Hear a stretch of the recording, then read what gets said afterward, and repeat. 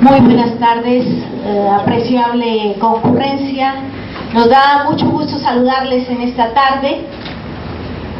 Sean bienvenidos a la conferencia Las dos identidades del arte, que impartirá el licenciado Rogelio Villarreal Macías, evento que ha tenido a bien promover el Colegio de Tamaulipas.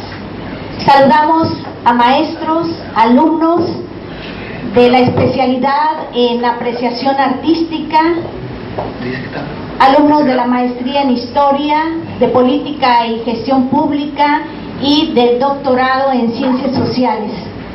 Estimados amigos, invitados, señoras y señores, esta tarde nos distingue con su presencia el doctor Rui Matías Canales González, rector del Colegio de Tamaulipas. De igual manera, nos es muy grato contar con la presencia del doctor José Luis Pariente Fragoso, secretario de Investigación y Posgrado de la Universidad Autónoma de Tamaulipas y coordinador de la especialidad en apreciación de las artes del Colegio de Tamaulipas. Bienvenido. Bien, pues nos da mucho gusto saludarles. En primera instancia vamos a escuchar las palabras del señor rector.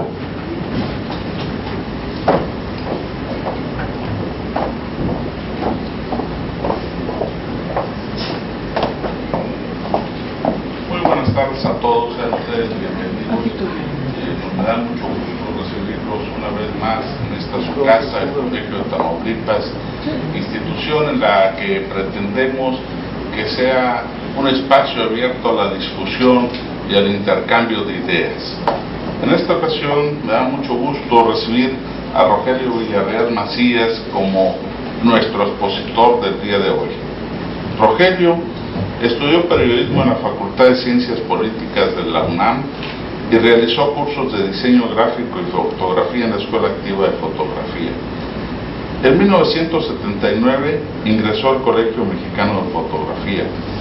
En 1984 fundó la revista de crítica, cultura y humor La Negra Rota. En 1989 funda la revista Rock, Crítica, Cultura y Humor, La Pus Moderna. Fue promotor de los grupos de rock La Maldita Vecindad, Café Tacuba, Caifanes, entre otros. Ha colaborado en numerosos diarios, suplementos culturales y revistas de México y el extranjero. Es autor de Fotografía, Arte, Publicidad y Aspectos de la Fotografía en México, 40 y 20, El Dilema de Bukowski, El Periodismo Cultural en Tiempos de la Globalofobia, sensacional de contracultura y El Tamaño del Ridículo. Démosle la bienvenida y dispongámonos a escuchar atentamente a nuestro amigo Rogelio Villarreal Macías. Muchas gracias.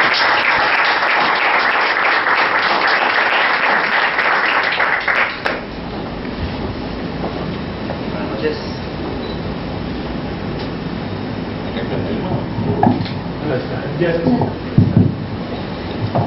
Muchas gracias, señor rector. Muchas gracias, doctor Pariente, también por la invitación. Les agradezco mucho esta nueva oportunidad de estar aquí con ustedes. A mí me gusta mucho venir a Tamaulipas y a Ciudad Victoria, sobre todo por la gente, por el clima, que es también la tierra de mis antepasados. Hay muchos Villarreal regados por acá, igual que en Nuevo León, donde son mis abuelos y mis bisabuelos, pero toda la zona, como saben, pues era una misma región hace algunos siglos. Así que me da mucho gusto estar otra vez entre ustedes y compartir de nuevo estas reflexiones. Tuvimos un taller estos últimos 3 días, hoy terminamos, y estuvimos discutiendo de una manera muy agradable, muy provechosa, según me parece, sobre los distintos problemas del arte contemporáneo. Y esta conferencia, esta charla más bien que quiero compartir hoy con ustedes, es acerca de las dos identidades del arte. ¿Por qué se llama así? ¿Por qué se llaman las dos identidades del arte? Porque es muy notoria la fractura que ha habido en las últimas décadas en el ámbito del arte, sobre todo del arte contemporáneo. Si ustedes se han fijado, digamos, en exposiciones recientes, en galerías, en museos, no solamente de México, sino del mundo, si han tenido oportunidad de ver exposiciones en Nueva York o en París, obras artísticas que a veces no entendemos que a veces nos parecen desconcertantes o que francamente rechazamos por alguna razón y decimos esto no es arte o esto lo pudo haber hecho mi hijo, ¿verdad? Y la respuesta es, bueno, la pudo haber hecho tu hijo pero no la hizo, ¿no? Entonces, o arte que nos parece repugnante, arte que nos parece descabellado, incomprensible, y no ya aquellas pinturas, aquellas esculturas que reconocíamos tan fácilmente, que nos agradan, que vemos, digamos, como el ideal de la estética, de la belleza, del canon occidental desde los tiempos de los griegos y los romanos, esas esculturas de Miguel Ángel, la Capilla Sixtina, las Venus de Botticelli, entre otras tantas. Ese es el arte con el que crecimos, el arte que nos pareció, digamos, el ideal de belleza y de estética, y no estas cosas que a veces se hacen que ya no logramos entender, las acciones, los performances, las instalaciones, cosas que a veces nos parecen raras y que han provocado una fractura en el ámbito mismo, en el seno mismo del mundo del arte, ¿no? Y entendiéndolo también, digamos, como un circuito muy amplio que abarca no solamente al artista, sino al galerista, al curador, al director del museo, al mercado del arte, que puede ser un mercado de proporciones inauditas, ¿no? Un mercado que mueve millones y millones de dólares cada año, las bienales como la de Sao Paulo, la de Venecia, la de Miami, etcétera. Obras que se cotizan en 50 millones de dólares, como por ejemplo El tiburón en formol de Damien Hirst, o La caja de zapatos de Gabriel Orozco. En fin, tantos y tantos ejemplos que me llevaron a pensar y reflexionar y tratar de resumir algunas ideas en este texto que les quiero leer hoy, y que es producto también de varias discusiones que hemos tenido en la Ciudad de México con curadores, con galeristas, con artistas en el Museo Universitario de Arte Contemporáneo que coordina Guillermo Santamarina, y estas reflexiones han culminado en una serie de textos. Este es uno de ellos y lo hemos estado pues discutiendo en algunos foros últimamente, así que me gustaría también compartirlo con ustedes con la intención de provocar al final pues una discusión, una charla con todos nosotros. Le puse a propósito de la caja de Gabriel Orozco, si cabe el arte actual en una caja de zapatos. Durante la exposición retrospectiva de Marina Abramovic, The Artist is Present, el artista está presente, en el Museo de Arte Moderno de Nueva York en 2010, el público se sentaba frente a ella por turnos de 1 minuto para compartir su presencia. Esto lo vimos ahí en las charlas y provocó comentarios también muy interesantes. De entre los espectadores salió sorpresivamente Ulay, su antigua pareja artística y sentimental, quien se sentó y miró a su exmujer. Casi inmediatamente los ojos de ambos se humedecieron. El público se emocionó, aplaudió, vitoreó. Abramovic, ignoro si sabía de la presencia de Ulay, tardó unos segundos en reponerse y proseguir con un performance que duró 716 horas. Cuando la relación entre Ulay y Marina se extinguía, decidieron separarse, para lo cual acordaron recorrer desde puntos opuestos la gran muralla china y encontrarse a la mitad del camino, donde un abrazo sellaría la despedida para siempre. Pregunto yo, ¿son estas actividades artísticas o tan solo actividades insólitas realizadas por artistas? En la discusión que se ha prolongado ya por muchas décadas entre los partidarios del arte tradicional o convencional y los del llamado arte conceptual, no han quedado del todo claras cuestiones como esta, pues tal parece que los interlocutores han decidido cancelar el intercambio de argumentos. El arte conceptual no es necesariamente la vanguardia, ni el arte tradicional o convencional es anacrónico o conservador, como quieren algunos críticos o curadores. En las pinturas de Daniel Lezama, los dibujos de Alejandro Montoya o las fotografías de Pedro Meyer, se advierte la vigencia de esas técnicas para transmitir conocimiento, ideas y sentimientos, algo que me cuesta trabajo hallar en las piezas de Germinal, de Carlos A. Morales, una exposición que estuvo el año pasado en el Museo Tamayo, no sé si alguien tuvo la oportunidad de verla allá en la Ciudad de México, que comprende gráfica, cómic, esculturas, instalaciones y videos que aluden a distintos momentos de la historia mexicana reciente, el terremoto del 85 o la violencia del crimen organizado. La asepsia de la exposición se acentúa con la solemnidad del recinto y el conjunto de la obra resulta incomprensible. En la hoja de sala se lee algo que difícilmente despejará las dudas de los asistentes. Este parrafito es una parte de lo que estaba ahí colgado en la pared. Dice: este proceso dio origen a un alfabeto codificado, al que en principio no tenemos acceso, pero cuya plasticidad nos sitúa en la frontera entre la imagen y el signo. Este lenguaje se utiliza en formatos tradicionales, impresos como carteles, libros o periódicos. Sin embargo, al explorar otros medios como la escultura y el video, las obras cuestionan el uso del lenguaje y sus límites, planteando qué es lo que ocurre cuando este lenguaje se acaba. Pues yo lo leí y me quedé pues un poco perplejo, porque de verdad que no entendí gran cosa. No sé si alguien de aquí pudiera también explicarme.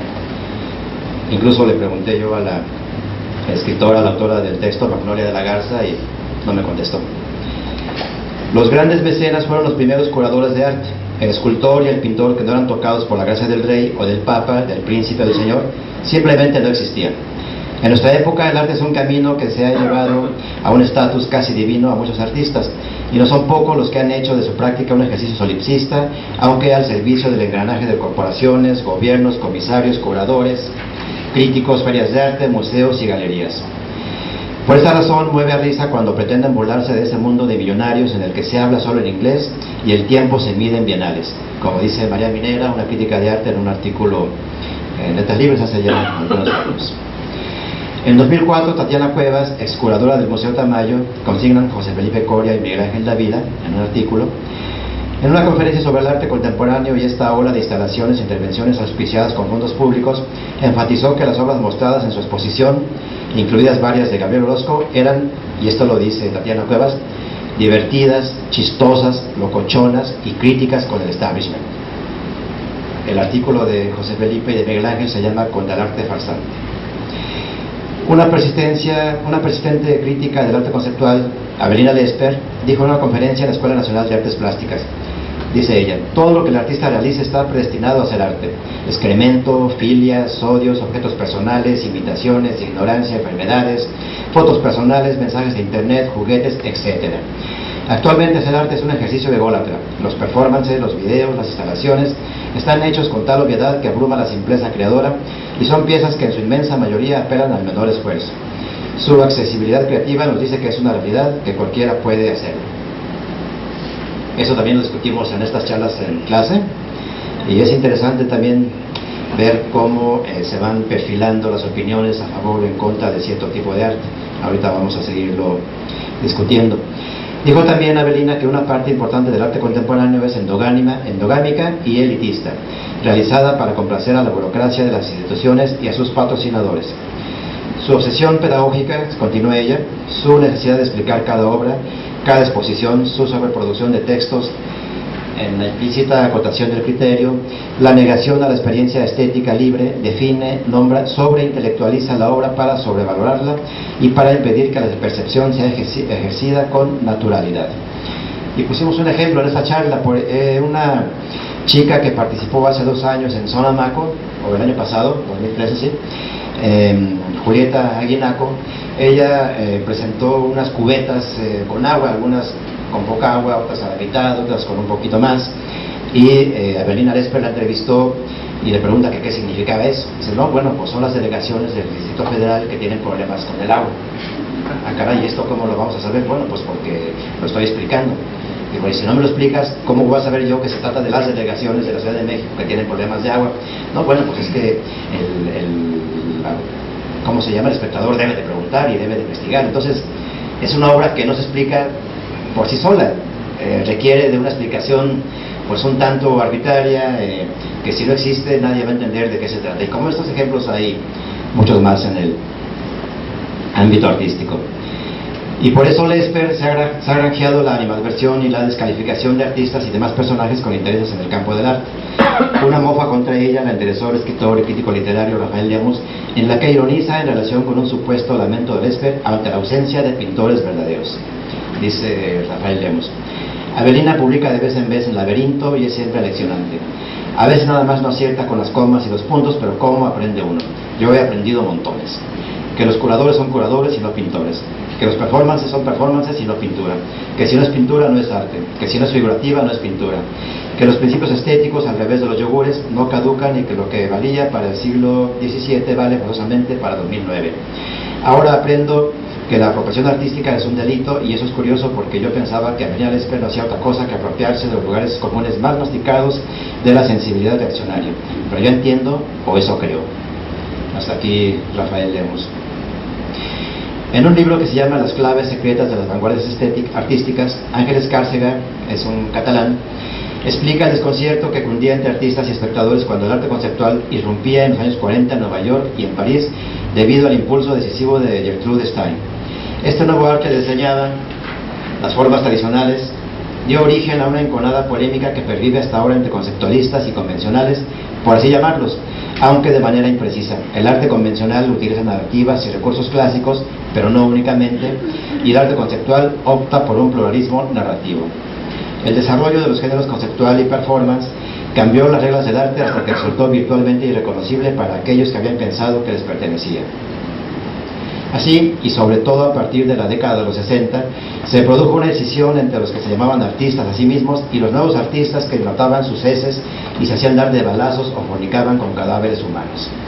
Los herederos de estos últimos, en el nuevo siglo, acaparan casi en su totalidad el escaparate destinado a la exhibición y promoción del arte y ofrecen a públicos más bien minoritarios producciones carentes de significado o profundidad, pero colmadas de desfachatez intelectual.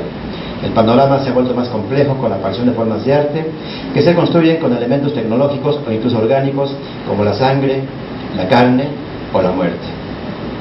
Aunque muchas veces este tipo de arte se queda rezagado respecto de las espectaculares ficciones de la industria cinematográfica.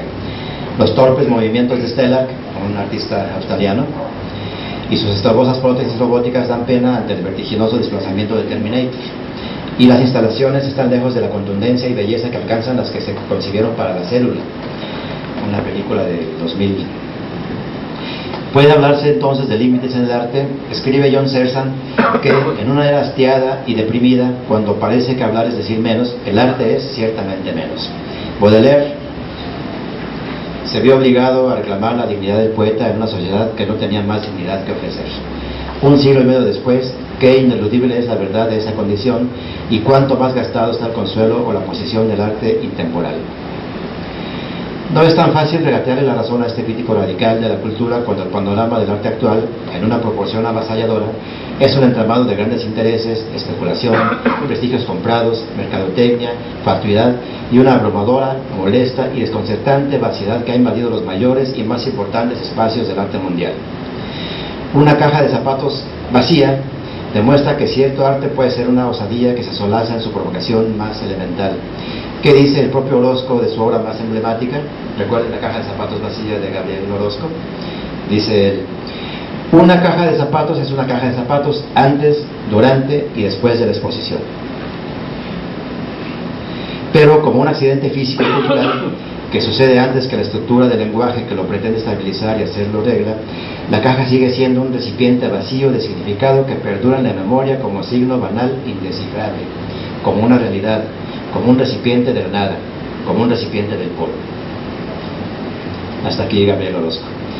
Y en la presentación de su libro, que así se llama, Gabriel Orozco, un libro que publicó con La Culta en 2012, los comentaristas prodigaron frases como esta de Sergio González Rodríguez: un creador de primera magnitud realiza obras importantes. Una figura superior de la cultura como Gabriel Orozco elabora obras importantes que se vuelven imprescindibles, ya que transforman los modos de producir y comprender no solo la cultura, sino la realidad entera. Un periodista consignó el desconcierto de Juan Villoro. Dijo Juan Villoro que se han perdido entre otras cosas las provocaciones del arte, sin entender por qué un carrito de hot dogs es un carrito de hot dogs, pero 3 carritos hacen una instalación. El arte, desea Jean Baudrillard, apuesta a esa incertidumbre, a la imposibilidad de un juicio de valor estético fundado, y especula con la culpa de los que no lo entienden, o no entendieron que no había nada que entender. Es posible resolver la confrontación entre una supuesta vanguardia y una tradición que, hay que notarlo, se reinventa al paso acelerado de las nuevas tecnologías. Es imposible dejar de separar maniqueamente a unos artistas de otros. Se trata de veras de 2 maneras irreconciliables de concebir y asumir la teoría y la práctica del arte. Es cierto que muchos artistas tienen un pie en el terreno del arte conceptual y el otro en el de la pintura y otras artes convencionales. De las cuevas de Altamira, las fotografías digitales o el arte electrónico, el artista siempre ha sido un explorador, un descubridor, y los artistas que trascienden lo hacen debido al mensaje que comunican y a la resonancia del conjunto de su obra en el cuerpo social. Hace 40 años Octavio Paz escribió: el arte moderno comienza a perder sus poderes de negación. Desde hace años sus negaciones son repeticiones rituales. La rebeldía convertida en procedimiento, la crítica en retórica, la transgresión en ceremonia. La negación ha dejado de ser creadora.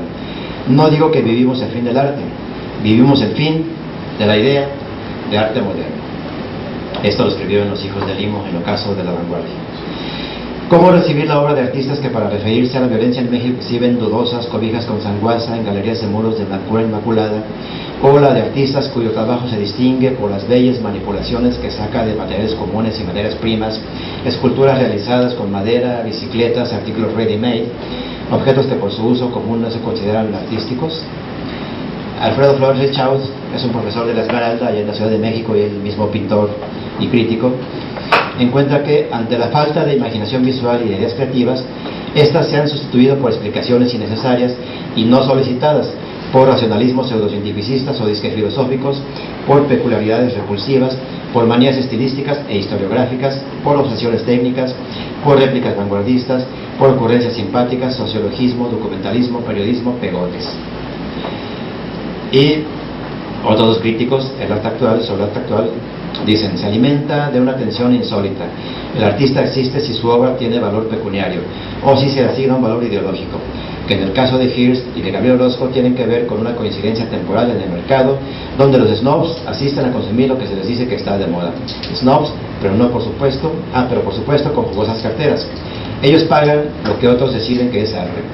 Ese es el nuevo poder que ha regido el mundo del arte de los últimos lustros.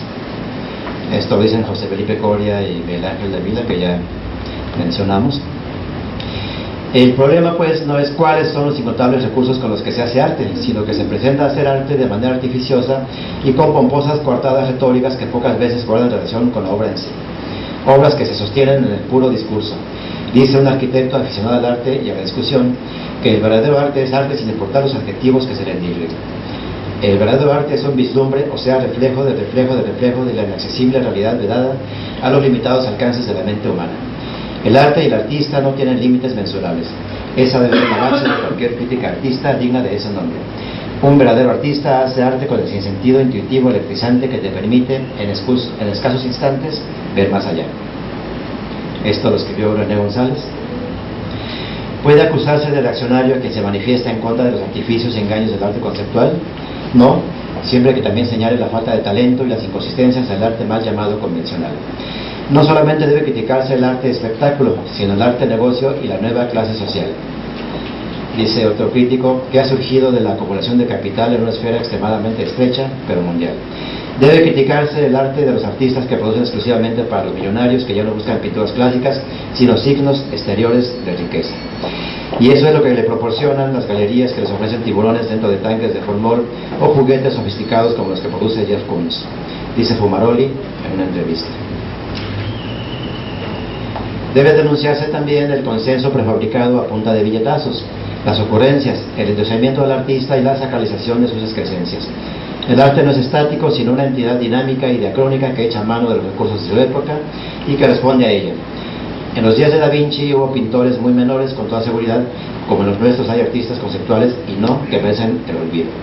La crítica del arte, pues, con todo y su subjetividad, debe comprender al artista, al curador, al espacio donde se exhibe, al coleccionista, al inversionista, al especulador y a la opinión de otros críticos. La función de la crítica debe ser, ante todo, problematizar, poner en cuestión, por eso es crítica.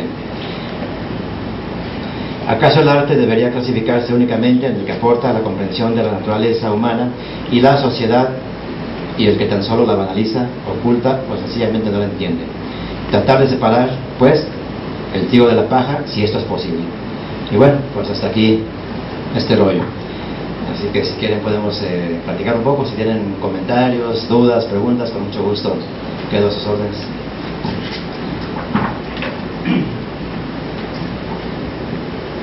A ver, mis compañeros del taller. Yo tengo una pregunta.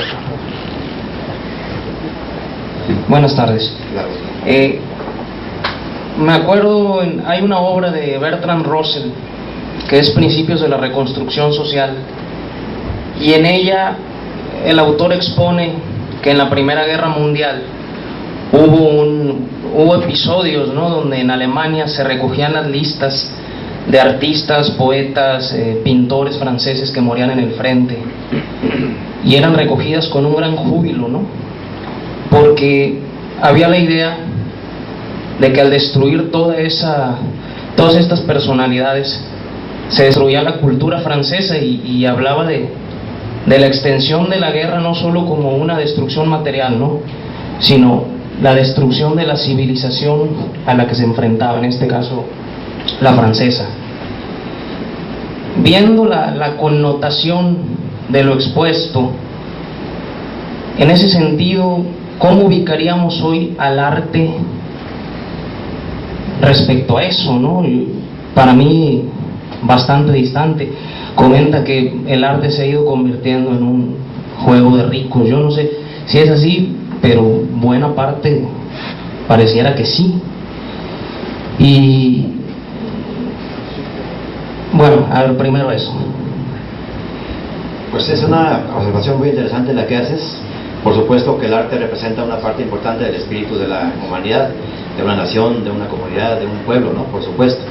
Y destruirlo es un acto simbólico de un agravio atroz, ¿no? E implica la destrucción de la cultura, como bien lo dices. Tenemos un ejemplo también un poco después de esta primera gran guerra, con la Segunda Guerra Mundial, con el arte que los nazis llamaban enfermo o degenerado, y que destruyeron, expropiaron, se robaron. El expresionismo, ¿no? Sí, claro, no, por supuesto, y también de alguna manera, y en términos muy paradójicos, también se lo expropiaban para lucrar con él.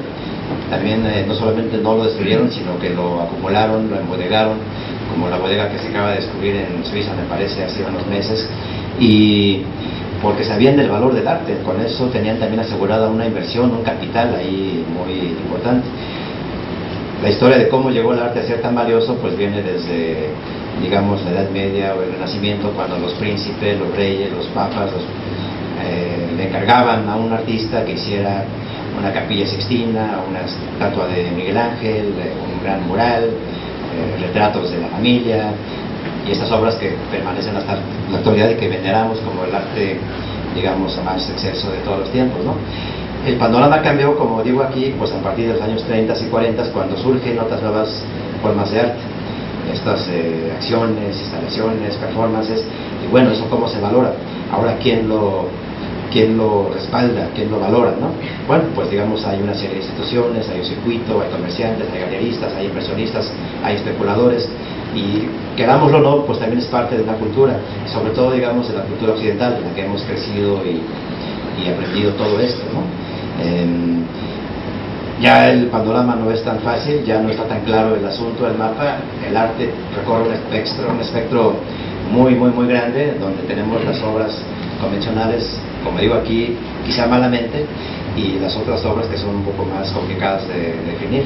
Eso forma parte de la cultura, nos guste o no, pero hay cada artista que cada quien debe sentirse ya en la libertad de rechazarlo o aceptarlo. Hasta ahí, porque es una cosa muy difícil. ¿Quién puede decir que algo es arte o no? Bueno, bueno, adelante. No, ya para terminar, ¿no cree que a propósito de esto que comenta Paz, en ese sentido, por decir, el arte egipcio que transcurrió durante milenios con cambios mínimos, se decía que eran amantes de lo estático, ¿no? ¿No será que, sobre todo a partir del siglo XIX, el arte comienza en una vorágine de tratan de inventar a una gran velocidad, ¿no? Entra en un ritmo tan cambiante que ha terminado por devorarse a sí mismo, que a partir del surgimiento de las formas más modernas, o lo que consideramos más moderno, ha caído se ha estancado. Es posible. Yo me declaro quizá un poco incompetente para resolver este problema, pero siempre ha habido estas rupturas en el arte. Mira, por ejemplo, mencionas a los egipcios, y los egipcios desconocían el concepto de la perspectiva en el arte, digamos, bidimensional. Si te fijas, no hay ningún personaje egipcio que esté retratado de frente. Todos son de perfil y con los ojos un poco eso sí, de frente, pero no digamos un dibujo naturalista. No hay una representación naturalista de la realidad, ¿no? Ni de la figura humana, ni de otras figuras como animales o objetos. Fueron los griegos los que empezaron a perfeccionar el arte de la representación, esas esculturas perfectas, por ejemplo, ¿no? De Fidias y otros escultores. Fue un cambio radical, ¿no? Después el descubrimiento de la perspectiva, ¿no? En la Edad Media y el Renacimiento con Da Vinci y otros de la pintura. Entonces siempre ha habido estas grandes rupturas en el arte. Quizás estamos presenciando ahora desde hace unas décadas esta otra ruptura, donde el concepto de arte se enchazó de una manera tan impresionante que ya no lo podemos abarcar, no lo podemos comprender. Y para algunos lo que es arte, para otros no lo es, ¿no? Como decía Sancho Panza respecto de su maestro el Quijote, ¿no? Que se ponía una basílica y decía que era un casco, ¿no? Entonces, pues es un primer apunte para empezar a tratar de discutir esto. Ya se ha discutido también mucho, no somos los primeros, presentamos algunos textos y videos aquí en el taller y la discusión sigue vigente. Me di cuenta de que algunos también rechazan estas nuevas maneras de arte. Yo mismo también hay manifestaciones que no me convencen, que no me gustan, que me parecen huecas o descabelladas o sin sentido, o que necesitan una explicación para entenderlas, lo cual ya las hace un poco inútiles, ¿no? Pero hasta ahí, digo, aparte de estas rupturas que ha habido en la historia del arte y de la estética, y que ahora presenciamos otra, habría que ver, y como cierro aquí esta conferencia, que tratar de desbrozar el trigo de la paja, pero ¿de qué manera? ¿Cómo? Encontrar una manera y un método más o menos justo, ¿no? De hacerlo. Es difícil. Gracias. Andy, gracias. Yo quería comentar, obviamente, bueno, ya el término de arte es sumamente laxo hoy en día, ¿verdad? Podemos ver el arte desde las expresiones clásicas que ya todos conocemos, o incluso ya en conceptos sumamente abstractos como en el trabajo de un cirujano plástico, pues bueno, salta a la vista y es arte efímero en movimiento, ¿verdad? Es arte viviente. Sin embargo, algo que siempre he considerado sobre las manifestaciones artísticas más recientes del siglo XIX para acá, es de que conforme se ha ido metalizando o se ha ido invirtiendo en valores sobre el arte, pues los artistas al inicio empiezan con un hambre terrible, ¿verdad? Son sumamente creativos, son ingeniosos, rompen esquemas, hacen creaciones únicas en cualquiera que sea sus disciplinas. Lo ves en pintura, lo ves en artes plásticas, lo ves en la música incluso, ¿verdad? Pero una vez que ya alcanzan cierto estatus, se llenan completamente de esa autocomplacencia y ya abandonan por completo el hambre que tenían y empiezan a crear por fórmula. Entonces se llega a un estancamiento terrible, ya de ídolos supuestamente consagrados que lo único que te están dando es pan con lo mismo. O sea, ya no evoluciona el arte.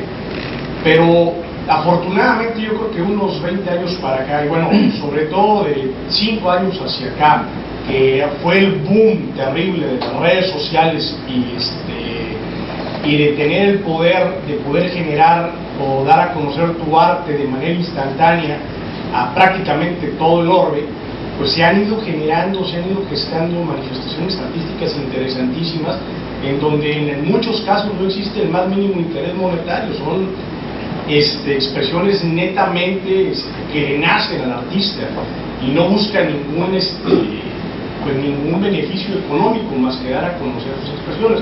Yo creo que estamos regresando un poco a lo que era realmente el origen del arte, cuando los primeros humanos plasmaban imágenes en las paredes de las cavernas para poder relatar su vida o para poder relatar aspectos interesantes de su entorno, darlos a conocer y que fueran vistos por sus demás congéneres. Y ahora lo estamos viendo a través de internet, estamos regresando, nuevamente el ciclo está tocando o está reiniciándose.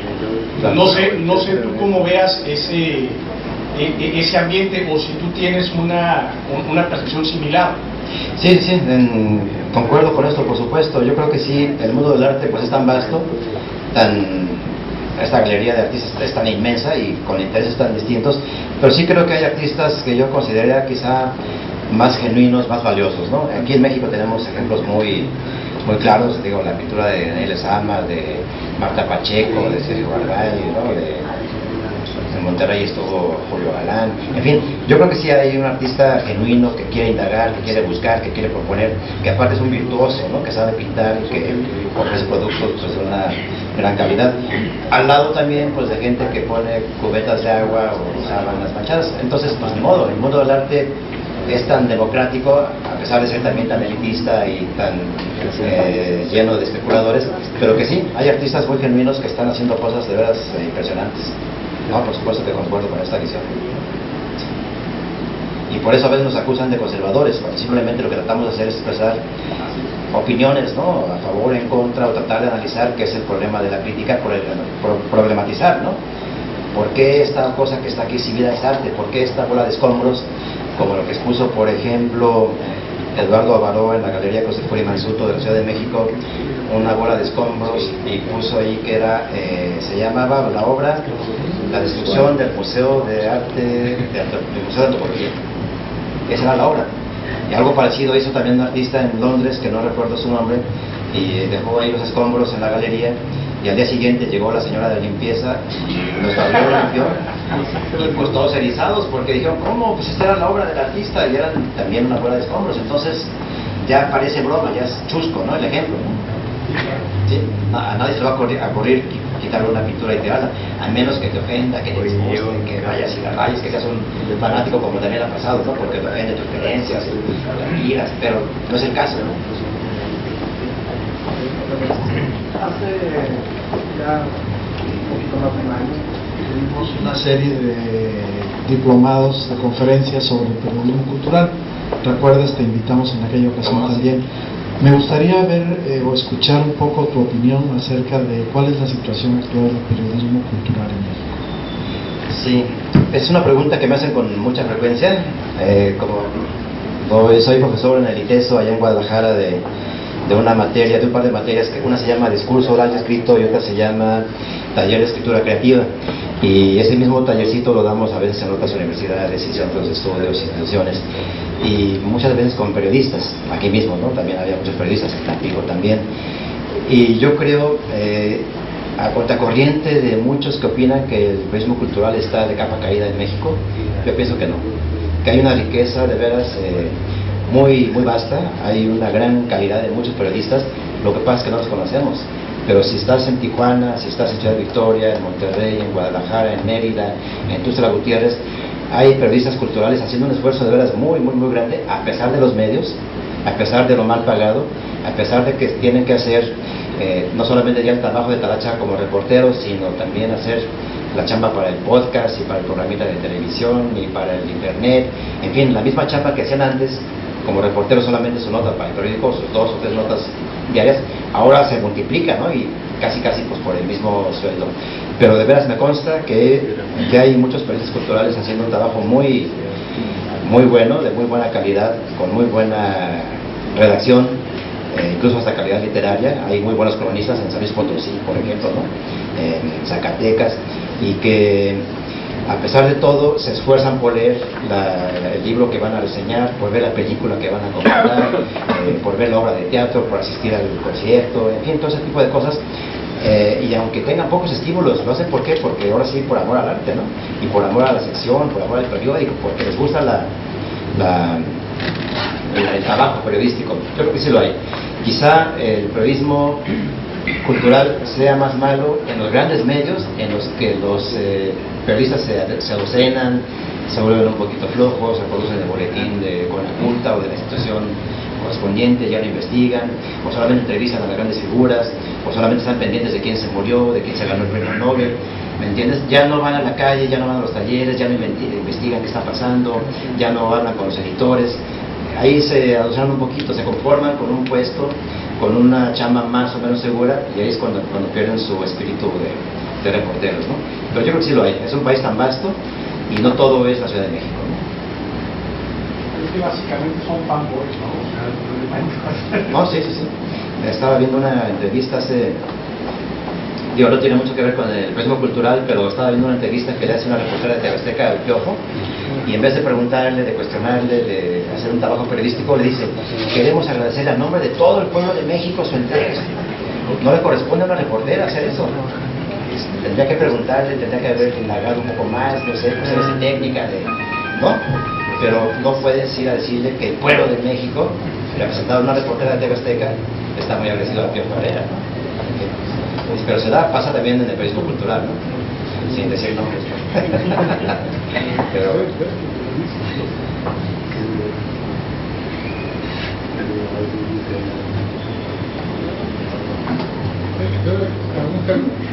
Allá está. Ya. Perdonando un poquito mi ignorancia, tuve la oportunidad de, en el Prado en Madrid, ver la fabulosa obra de Velázquez y otros genios de la plástica, y también tuve oportunidad posteriormente de conocer el Guggenheim en Bilbao. No entiendo, en mi modesta capacidad, cómo es posible que se aprecie tanto el arte moderno consistente en una tarima como esa, una silla rústica, una mesita rústica, un cable de voz y un foco. En todo el Guggenheim, hermoso el edificio. Eso, no sé, sale un poquito de mi comprensión, no entiendo el arte moderno. ¿Alguna explicación de por qué la aceptación general de ese tipo de expresiones artísticas tan, a mi juicio, hasta simplistas? Ese desconcierto lo compartimos muchísimas personas que estamos más o menos interesadas en este fenómeno del arte. Es un desconcierto del cual, por ejemplo, Avenida Lesper, esta crítica que mencionaba ahora en este texto, llega a decir: si el espectador no comprende la obra, es que no es una buena obra de arte, ¿no? Hay un chico de la Ciudad de México, muy joven, también vimos algunos videos de él ahí en el taller, que se llama Aldo Nades. Tiene una serie de videos muy simpáticos que se llaman Misterios del Arte sin Resolver, donde presenta casos como este que acaba usted de mencionar, y él dice: esto es arte, pero ¿por qué? ¿Cómo? ¿Quién lo trajo aquí? Es una cuestión de veras que sería enigmática y misteriosa si no hubiera, digamos, un circuito que lo avala, que lo promueve, que incluso lo vende, ¿no? Hay excéntricos millonarios que pagan casi por cualquier cosa. En San Diego fui a la casa de una coleccionista, compró cientos de fotografías de un artista chino, fotografías así chiquitas como postales, las mandó poner sobre bastidores de madera pequeños, y con eso armó el piso de su casa, de la sala. Entonces uno caminaba sobre las fotografías de este fotógrafo chino, que a mí me parecía tanto una falta de respeto como una excentricidad y una tontería, ¿no? Ahora, si llegamos a extremos como el de la tarima y el foco, o los escombros, o la escoba con la cubeta, pues llegamos a extremos absurdos, pero están validados desde la propia escuela de arte. Si usted va a la escuela de arte de San Diego o la de Nueva York, se va a encontrar con obras como estas que están haciendo estudiantes que tienen esta hambre de reconocimiento que mencionaba aquí nuestro compañero, y eso se va validando poco a poco, ¿no? Aquí en México tenemos el caso de esta generación, digamos, protegida por Gabriel Orozco, ¿no? Abraham Cruz Villegas, Daniel Ortega, Daniel, este dibujante, se me olvida su nombre, su apellido ahora, pero son casos así muy, muy parecidos. Dibujos mal hechos intencionalmente, objetos absurdos como un guaje colgado así ensartado en la pared, y los hay, ¿no? Por supuesto, incluso hay catálogos, hay críticos y curadores que expresan su opinión respecto de estas obras, y es una cosa que sigue siendo incomprensible, de no ser porque hay una especie como de valorización, digamos, como aquel cuento del emperador va desnudo, ¿no? En que nadie se da cuenta más que los niños. Entonces es una cosa parecida a eso, ¿no? ¿Por qué esto es arte? Pues porque alguien lo dijo, y alguien, una eminencia, un curador, un empresario, el director del museo. Es una cosa realmente que requiere un análisis mucho más a fondo, ¿no? Y hay un consenso tremendo sobre esto. Entonces eso es lo riesgoso del asunto, que a mí me parece, ¿no? Cómo se desprecia ya otras formas de expresión clásicas, ¿no? Aunque nos tachen de conservadores, y se privilegian estas otras expresiones que dices, que aparte son para públicos muy minoritarios. ¿Sí? ¿No sería una provocación? Una provocación del espectador. Creo, ¿no? Que puede ser una provocación de parte del artista a reflexionar sobre lo que está observando, porque bueno, siempre hemos estado acostumbrados a que nos pongan el bonito cuadro, la belleza siempre, y el otro lado que no está. No será provocar al espectador. Pero yo creo que los artistas, sí. El arte conceptual, ¿no? El artista es por naturaleza un ser provocador. Dalí era un provocador, pero sin embargo sus obras digamos, sí partía de una estética clásica, pero incluso él mismo la subvirtió también. Esa perspectiva del Cristo que se ve hacia abajo, los relojes blanditos, o no sé, ese surrealismo tan sui generis que era tan propio de él, que era un provocador. Pero en cambio, digamos, la obra que menciona acá el señor, La Tarima, yo no veo por dónde puede estar la provocación. Por La Caja de Zapatos tampoco veo dónde puede estar una provocación, más bien hay una reacción de indiferencia o de cierto desconcierto, pero no una provocación, porque no nos obliga a ir mucho más allá, ¿no? Es decir, que es una caja que representa el vacío, más bien parece una broma, y una mala broma, ¿no? Puede haber bromas provocadoras, por supuesto, pero también habría que ver y que deconstruirlas y analizarlas para ver por qué son provocadoras. La lata de Piero Manzoni con sus propias heces, ¿a dónde va, no? Entonces, aunque sea una ironía, aunque quiera representar que el mundo del arte es una mierda, de todas maneras la está vendiendo, porque esa propia lata la vendió carísima. O Andy Warhol con sus latas de Canvas, en fin. Son provocaciones, pero provocaciones dentro del mundo cómodo, seguro de las finanzas, ¿no? Porque están apostando por eso y son cantidades millonarias que se pagan por ese tipo de... ¿Dónde está la provocación? Y es para un circuito también muy reducido. ¿Qué diferencia, por ejemplo, cuando en algún museo importante se hacen filas y filas y filas de gente para ver alguna exposición de arte llamativa, ¿no? En cambio, estas obras, por ejemplo, la de Marina Abramovic en el Museo de Arte Moderno, estaban solas, no había gente. O iban un grupito de gente que se reúne un ratito para verla, tomar fotos y pues ya. Pero no convocan, digamos, a una gran población interesada en el arte, ¿no? Yo creo que el arte sí está más bien en otra parte. Es, digamos, cuando uno va a estas grandes exposiciones en el Museo de Antropología, que hay colas y colas y colas sobre bellas artes, da gusto, ¿no? Porque la gente, de verdad, y gente de todas las clases sociales quieren ver esa exhibición. Lo que no pasa con las exposiciones de Gabriel Orozco y otras personas. Esta que les menciono, por ejemplo, de Carlos A. Morales en el Museo Tamayo, estaba vacía, y de otras veces vacía. Yo fui varias veces para estudiarla, para escribir y todo eso. Entonces, ¿de qué sirve un espacio tan hermoso, lleno de una obra que nadie ve? Ahora, si lo comparamos con la música, con el cine, con otras expresiones, el arte contemporáneo, ¿a quiénes les está diciendo algo? ¿Cuál es su público? Se autoconsume, es un mundo muy pequeño. Esa es mi opinión personal, ¿no? Podemos diferir, pero ¿dónde está la provocación? ¿A quiénes provoca?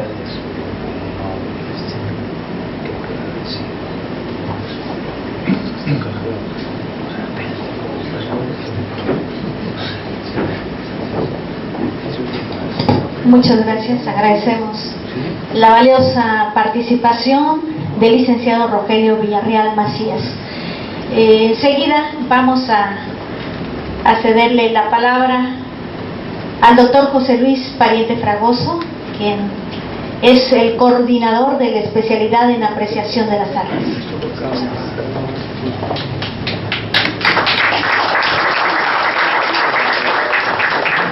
Antes que nada, un aplauso para ustedes.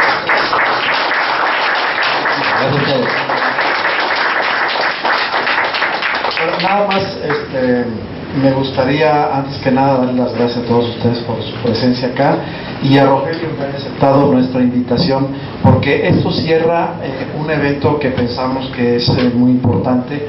Hace un poco más de un año, cuando estaba yo todavía a cargo de la Dirección de Educación Artística en el IDCA, nos dimos a la tarea de hacer un convenio con el Colegio de Tamaulipas, aquí está Rui, su rector, para tratar de implementar algunos cursos que pudieran llevar a la apreciación de las artes a un nivel un poquito más avanzado, en donde la gente que le interesan, que tienen amor por las expresiones artísticas, pudiera tener más elementos de juicio, algo que ha comentado ahora precisamente Rogelio, para poder empezar a diferenciar lo que es una verdadera tomadura de pelo de lo que implica un esfuerzo de preparación, de tenacidad, de disciplina para poder producir una verdadera obra de arte. Y entonces, en vez de un curso, esto se convirtió en una especialidad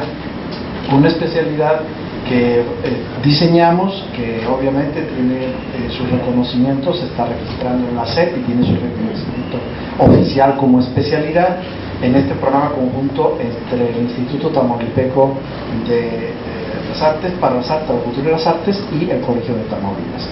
Cuando se hizo todo el diseño, pensamos en cerrar la especialidad con una conferencia magistral, y ese fue el origen de que el día de hoy Rogelio haya estado aquí con nosotros. Esta es, por lo tanto, esa conferencia magistral con la que queremos cerrar este programa de especialización en la profesión de las artes.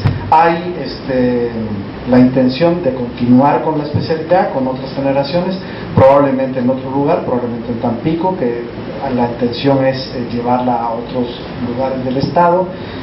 Yo ya no estoy en el INCA, como algunos de ustedes saben, por lo menos físicamente, en espíritu sigo estando siempre en las áreas artísticas del estado, pero bueno, desde donde esté, y muy gentilmente Rui siempre me ha pedido que lo apoye en estas actividades de carácter cultural. Y si sigue esta especialidad, bueno, pues queremos invitarlos cordialmente para que participen.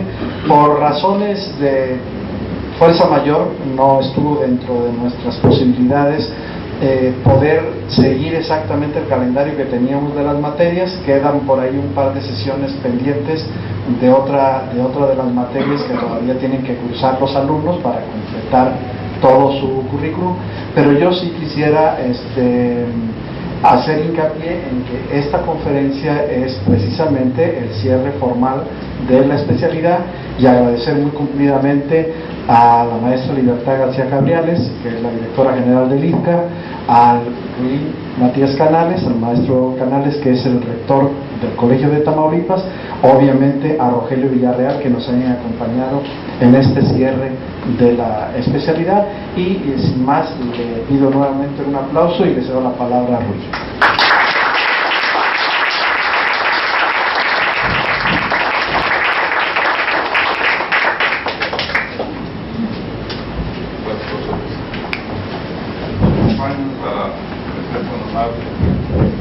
Le entreguemos a Rogelio un reconocimiento por parte del Colegio de Tamaulipas, agradecerle la oportunidad que nos ha dado de compartir sus conocimientos. Muchas gracias.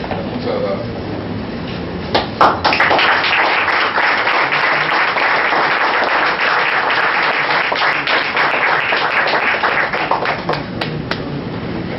La entrega también del MIS, que nos identifica a todos los que somos parte de esta gran familia de comunicaciones. Muchas gracias.